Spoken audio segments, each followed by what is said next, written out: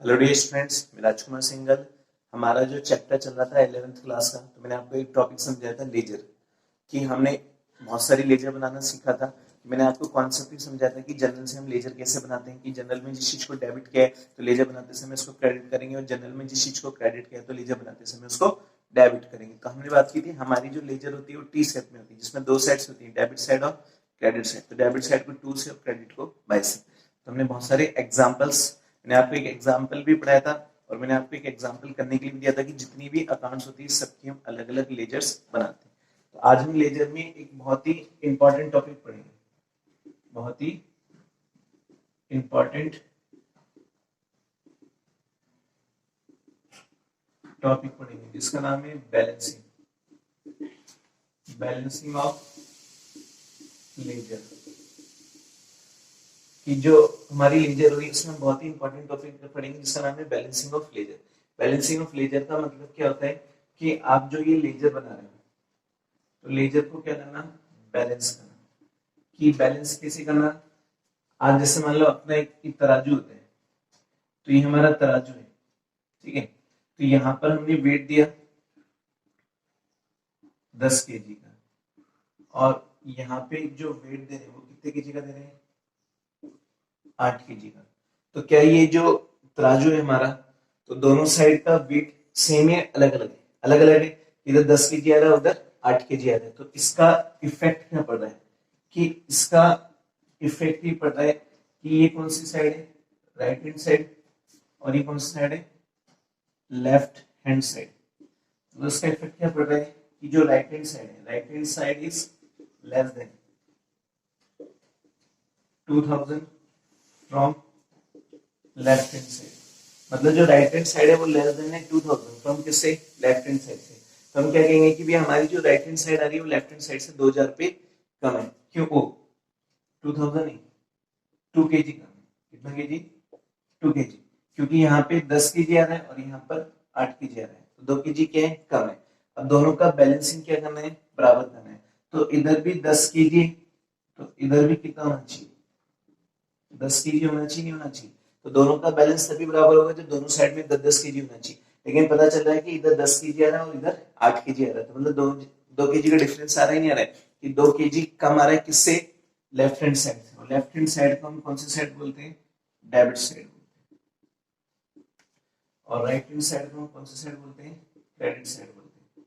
तो हम क्या लिख रहे हैं कि जो हमारी लेफ्ट हैंड साइड है उसका जो वेट है वो 10 केजी है, और राइट हैंड साइड का मतलब जो क्रेडिट साइड है उसका वेट है 8 केजी। तो 2000 वो 2 केजी का वेट कम आ रहा है, नहीं आ रहा है। अब इस 2 केजी के वेट को बराबर करना है, क्योंकि बैलेंसिंग क्या बोलती है, दोनों के नीचे का जो टोटल का बैलेंस है, डेबिट एंड क्रेडिट, दोनों का बौथार क्या होना चाहिए, इक्वल होना चाहिए। कि जितने डेबिट का वेट आ रहा है उतने ही किसका होना चाहिए, क्रेडिट का। क्योंकि डेबिट का टोटल किससे ज्यादा है, क्रेडिट के टोटल से, इसलिए दोनों का वेट कितना आना चाहिए, तो 10 केजी। लेकिन पता चला है कि यहाँ पे 2 केजी का वेट क्या आ रहा है, कम आ रहा है। तो जब 2 केजी का वेट कम आ रहा है तो इसको बैलेंसिंग करने के लिए, क्या करने के लिए, बैलेंसिंग के लिए हम एक हेल्प लेते हैं। हेल्प क्या लेते हैं, ये जो डिफरेंस आ रहा है तो इस डिफरेंस को हमें फिनिश करना पड़ेगा। तो इसके लिए हम क्या यूज करेंगे, बैलेंसिंग फिगर यूज करेंगे। कि बैलेंसिंग फिगर क्यों यूज करेंगे, क्योंकि हमने देखा कि भैया डेबिट साइड का तो 10 केजी था और क्रेडिट साइड का 8 केजी था। तो 2 केजी का जो डिफरेंस आ रहा है तो उस डिफरेंस को इफेक्ट खत्म करने के लिए हम बैलेंसिंग फिगर का यूज करेंगे। बैलेंसिंग फिगर क्या बोलती है कि भैया इधर 10 है तो इधर 10 आना चाहिए। तो यहाँ पे हम क्या लिखेंगे कि 2 केजी, तो 2 केजी का इफेक्ट कहां से डाल देंगे, बैलेंसिंग फिगर से। और ये बैलेंसिंग फिगर में क्या लिखेंगे, बैलेंस सीडी लिखेंगे, बैलेंस सीडी। तो दोनों साइड का बैलेंस बराबर करने के लिए हम क्या करते हैं, बैलेंस सीडी का प्रयोग करते हैं। बैलेंस सीडी क्या कहती है कि भैया जब दोनों साइड के टोटल में अगर कोई डिफरेंस आ रहा है तो उस डिफरेंस के इफेक्ट को तो खत्म करना है। तो इफेक्ट को कम करने के लिए जिस साइड का टोटल कम आ रहा है, मतलब जिस साइड में वैल्यूज कम आ रही है, तो वहां पर हम हेल्प के थ्रू क्या लिखते हैं, बैलेंस सीडी लिखते हैं। बैलेंस सीडी का मतलब यहाँ पर किससे हो गया, क्लोजिंग बैलेंस। कि यहाँ पर हम बात करते हैं बैलेंस सीडी, और सीडी मींस यहाँ पर किससे होता है, क्लोजिंग बैलेंस। वैसे तो सीडी का मतलब क्या होता है, सीडी का मतलब होता है यहाँ पे कैरी डाउन। कैरी डाउन का मतलब कि transfer, transfer to next grade. कि कैरी डाउन का मतलब होता है कि ट्रांसफर टू नेक्स्ट पीरियड, वो मैं आपको सिखाऊंगा कि transfer to next period means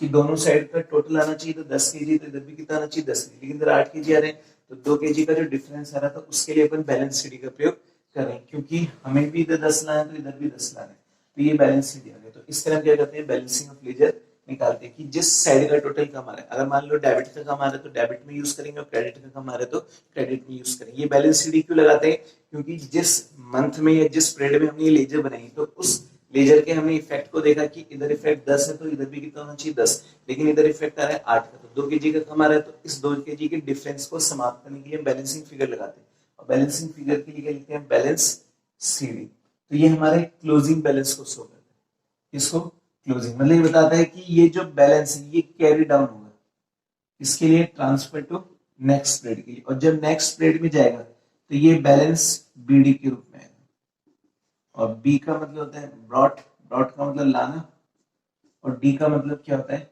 down, कि जो हमने सीडी के रूप में आगे भेजा था वो एज ए बीडी के रूप में आएगा, क्यों आएगा, और ये एज ए किसका काम करता है, ओपनिंग बैलेंस का, किसका काम करता है, ओपनिंग बैलेंस का। तो ये ओपनिंग बैलेंस का काम क्यों कर रहे हैं, क्योंकि जो इसने आगे भेजा था वो उसको एज ए किसके रूप में ला रहा है, ओपनिंग बैलेंस के रूप में ला रहा है, जिसलिए हम क्या लिखते हैं, बैलेंस बीडी लिखते हैं। अगर टू में आएगा तो टू में लिखेंगे, और बाय में आएगा तो बाय में लिखेंगे, टू में आएगा तो टू बैलेंस बीडी, और बाय में आएगा तो बाय बैलेंस बीडी। और यहाँ पर हम बात करते हैं सीडी की, तो सीडी का मतलब कि टू बैलेंस सीडी या बाय बैलेंस सीडी, जिस साइड का टोटल कम आ रहा है, तो ये उसके बैलेंस को आगे भेजते हैं और ये उसके बैलेंस को रिप्रेजेंट करते हैं नेक्स्ट पीरियड में, कि नेक्स्ट पीरियड में हमारे पास ओपनिंग बैलेंस कितना था, जिसको हम बैलेंस बीडी के रूप में क्या करेंगे, रिप्रेजेंट करेंगे। ऐसा क्यों करते हैं, देखो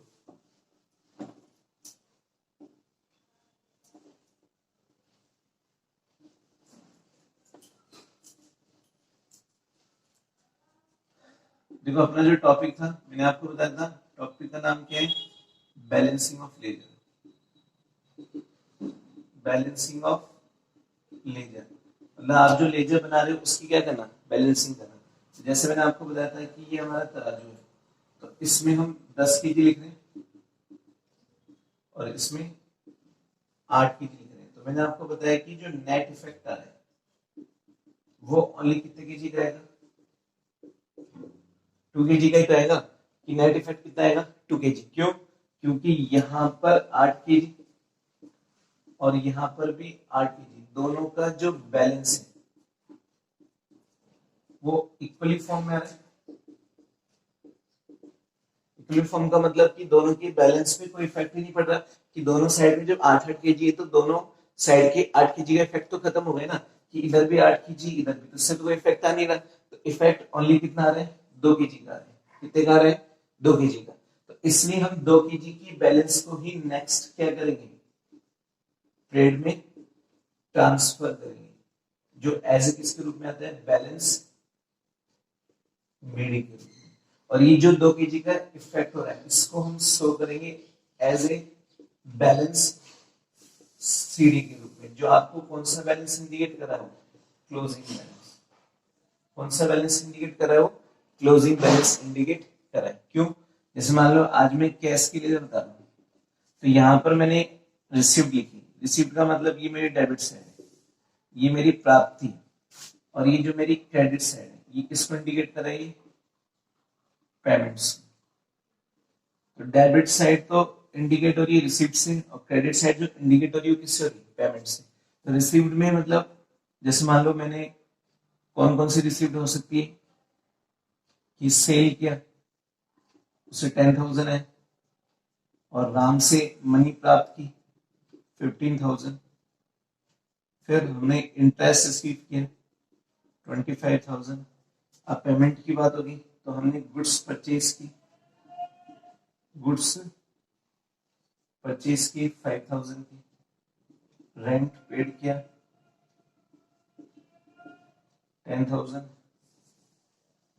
और मोहन को पेमेंट किया 15,000। ठीक है, अब यहाँ पर अगर अपन देखें इसका टोटल कितना आ रहा है, 30, 40, 50, इसका टोटल तो 50,000 आ रहा है, और इसका टोटल कितना आ रहा है 30 है। अब देखो जब हमारे को 50,000 रुपए की प्राप्ति हुई लेकिन हमने पेमेंट कितने की 30,000 की, तो इसका मतलब हमारा जो नेट इफेक्ट आ रहा है, तो क्या बोलेंगे कि यहाँ पर नेट इफेक्ट की बात करेंगे, तो नेट इफेक्ट ओनली कितना आ रहा है 20,000 की 20,000 की जो रिसीप्ट हो रही है वो इज मोर देन हो रही है इससे पेमेंट से।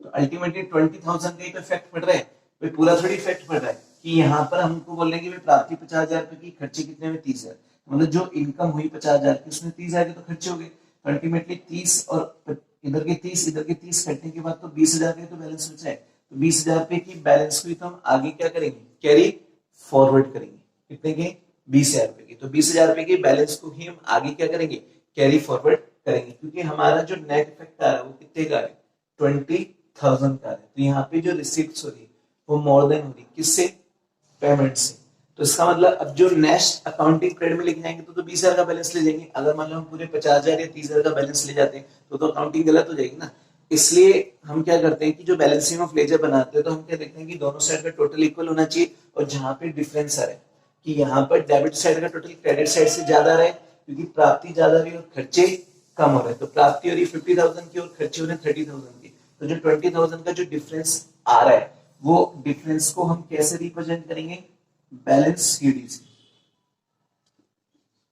20,000, अब ये 20,000 का ही नेट इफेक्ट पड़ेगा, तो जो नेक्स्ट ईयर की अकाउंटिंग पीरियड में लेके जाएंगे ना वो 20,000 लेके जाएंगे ना कि 50,000, क्यों क्योंकि 50 में से 30,000 के एक्सपेंसेस तो हो चुके, तो इसका मतलब 30 का तो इफेक्ट ऑलरेडी खत्म हो चुका है, जो इफेक्ट आ रहा है वो ओनली कितने का आ रहा है 20,000 का, तो 20,000 को ही हम नेक्स्ट पीरियड में क्या करेंगे ट्रांसफर करेंगे, जो एज इट इस रूप में करेंगे बैलेंस बीडी के रूप में। अब ये बीडी कहाँ आएगा डेबिट में आएगा या क्रेडिट में आएगा, सबसे बड़ा क्वेश्चन नहीं आता है कि ये तो समझ में आ गया कि बैलेंस सीडी कहाँ लगाते हैं, जिस साइड का टोटल कम आएगा तो उस साइड हम बैलेंस सीडी लगाएंगे, अगर डेबिट का टोटल ज्यादा है और क्रेडिट का कम है तो क्रेडिट में लगाएंगे, और क्रेडिट का ज्यादा और डेबिट का कम है तो डेबिट में लगाएंगे, लेकिन बैलेंस बीडी कहाँ यूज करेंगे, सबसे इंपॉर्टेंट थिंग ये कि ये जो बैलेंस बीडी की बात हो रही है, तो देखो जनरली क्या होता है कि अगर क्रेडिट में सीडी आ रहा है तो जो नेक्स्ट पीरियड आएगा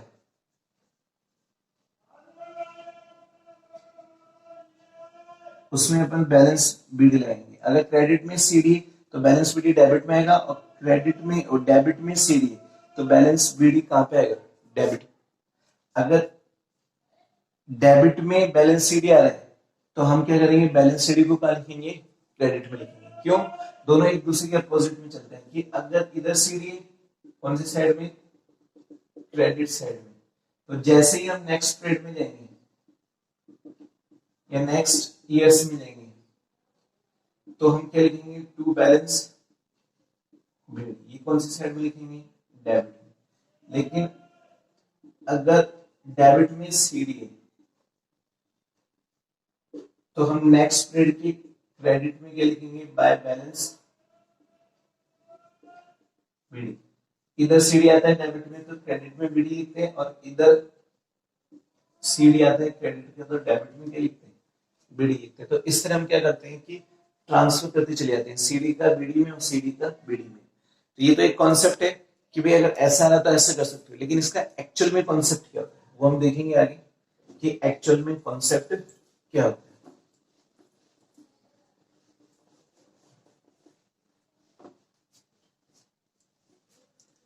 देखो हम बात करें यहाँ पर एक्चुअल कॉन्सेप्ट की, एक्चुअल कॉन्सेप्ट क्या होता है कि हमारी जो अकाउंटिंग है, हमारी अकाउंटिंग में टू बैलेंस होते हैं, एक फर्स्ट होता है डेबिट बैलेंस और एक सेकंड होता है क्रेडिट बैलेंस, तो हम बात करेंगे पहले डेबिट बैलेंस की, तो डेबिट बैलेंस का मीन क्या होता है जब when debit side is more then credit side, it's called क्या कहलाता है डेबिट बैलेंस, और क्रेडिट बैलेंस का मतलब कि जब when credit side is more then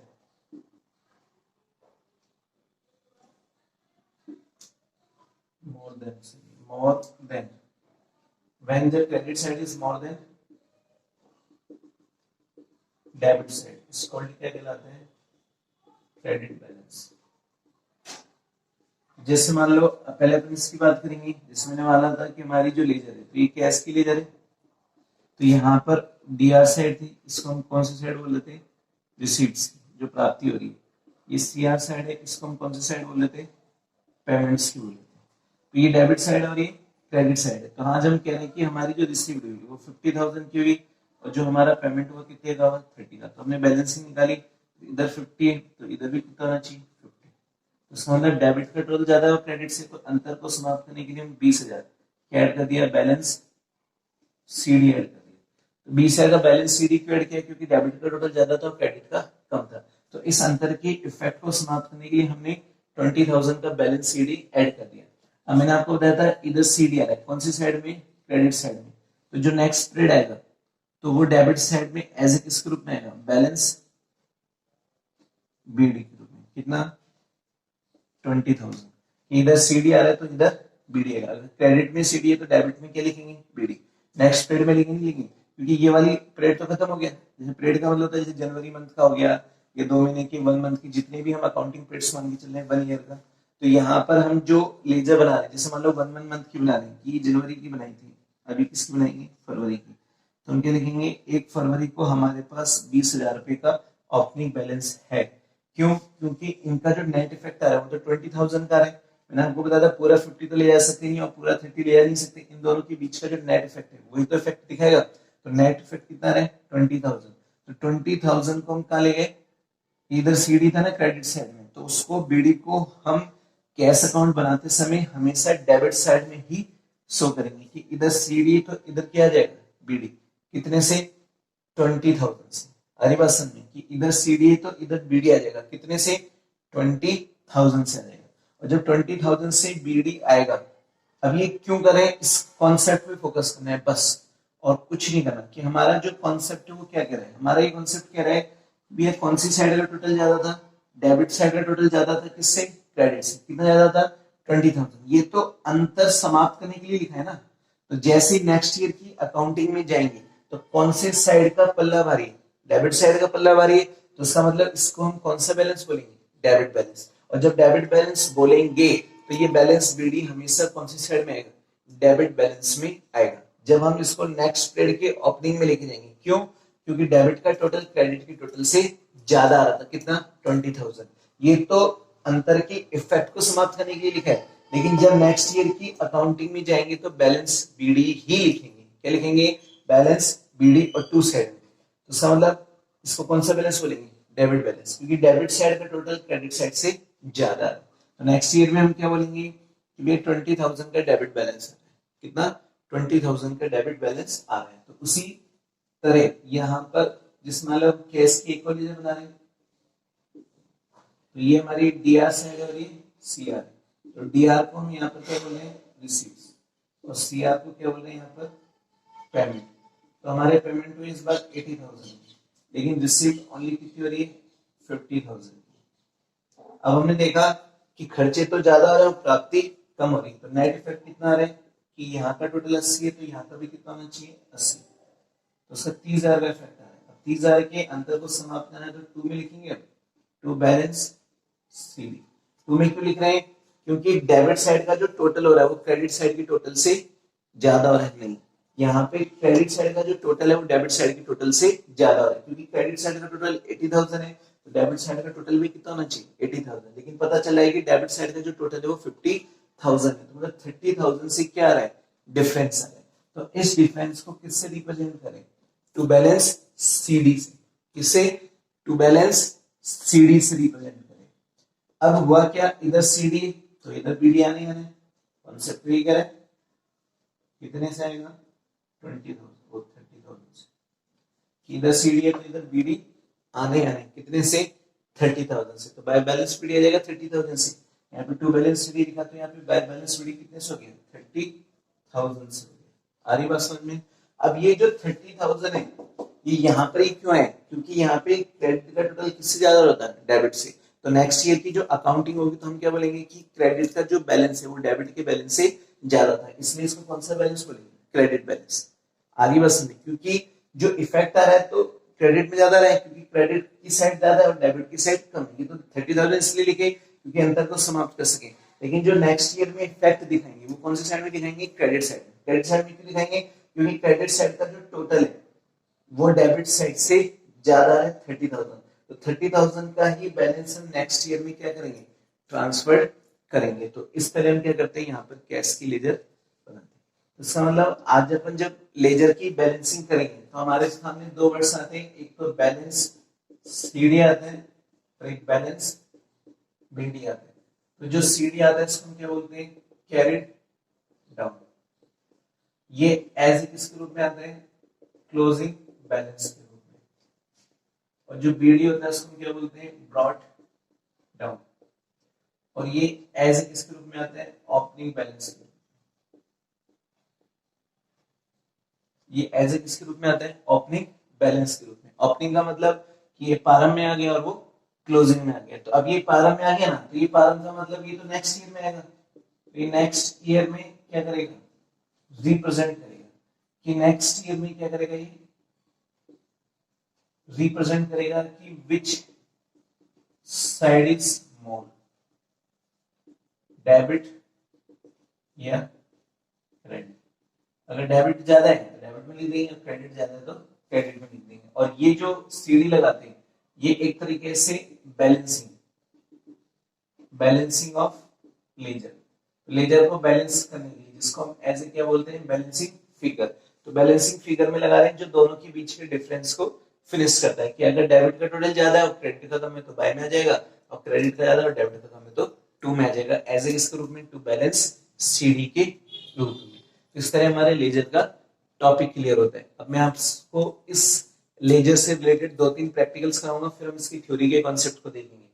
जो हमने थ्योरी लिखाई नहीं, बाकी लेजर में इसके अलावा कुछ नहीं है। बस लेजर में यही कॉन्सेप्ट है कि जनरल से आप लेजर कैसे बना रहे हो, जो मैंने आपको सिखाया, लेजर बनाना भी आपको सिखाया।